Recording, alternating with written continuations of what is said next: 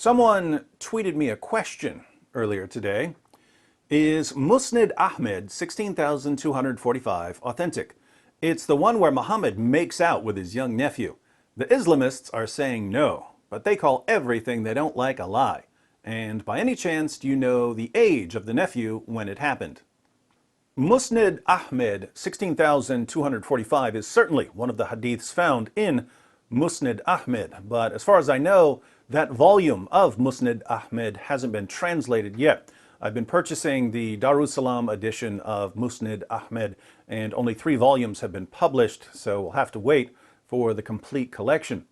This particular hadith from the collection has been translated mainly because it's really creepy. The hadith reads, Muawiyah said, I saw the Prophet sucking on the tongue or the lips of Al-Hasan, son of Ali. May the prayers of Allah be upon him, for no tongue or lips that the Prophet sucked on will be tormented by hellfire.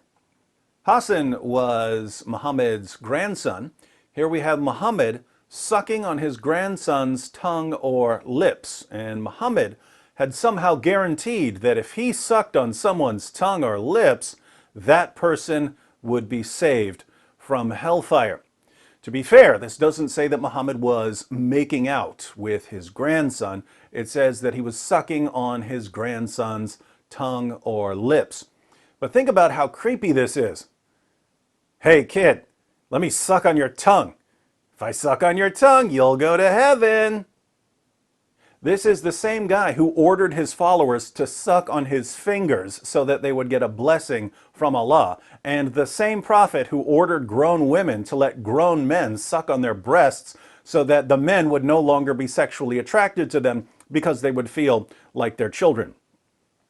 The Prophet of Islam sure liked sucking, but since the relevant volume of Musnad Ahmed hasn't been translated yet, it's hard to show this hadith to Muslims.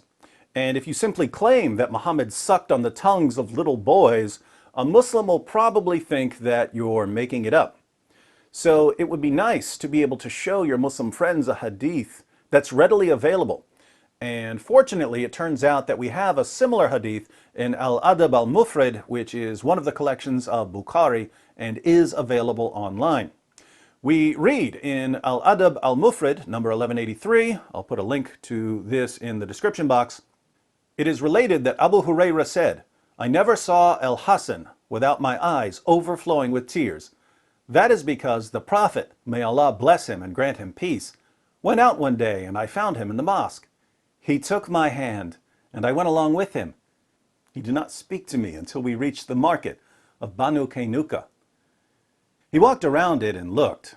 Then he left, and I left with him until we reached the mosque. He sat down and wrapped himself in his garment. Then he said, Where is the little one? Call the little one to me. Hassan came running and jumped into his lap. Then he put his hand in his beard. Then the Prophet, may Allah bless him and grant him peace, opened his mouth and put his tongue in his mouth. Then he said, O Allah, I love him. So love him and the one who loves him. So this isn't Muhammad sucking on Hassan's tongue. This is Muhammad sticking his tongue in Hassan's mouth so Hassan could suck on it.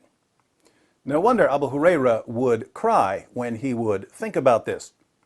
Muslim apologists explain these hadiths in 2 main ways. First, some Muslim apologists claim that Muhammad's spit had miraculous properties, and that by sticking his tongue in a boy's mouth, he was miraculously feeding him. Second, other Muslim apologists point out that Arabia has a very dry climate, and that by sticking his tongue in a boy's mouth, Muhammad was simply quenching the boy's thirst. Notice, however, that if Muhammad was quenching a boy's thirst by letting the boy suck on his tongue, the reverse was true in the hadith from Musnad Ahmed. Since Muhammad was sucking on the boy's tongue, Muhammad was quenching his own thirst by literally sucking the saliva from a little boy's mouth. Now, I hope we're all learning about the Prophet of Islam.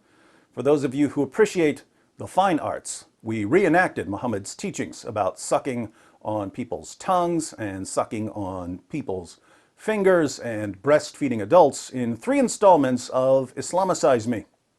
Enjoy the videos, and be sure to share them with your Muslim friends who don't know any of this because their imams always forget to tell them what their sources really say about the most obvious false prophet in history.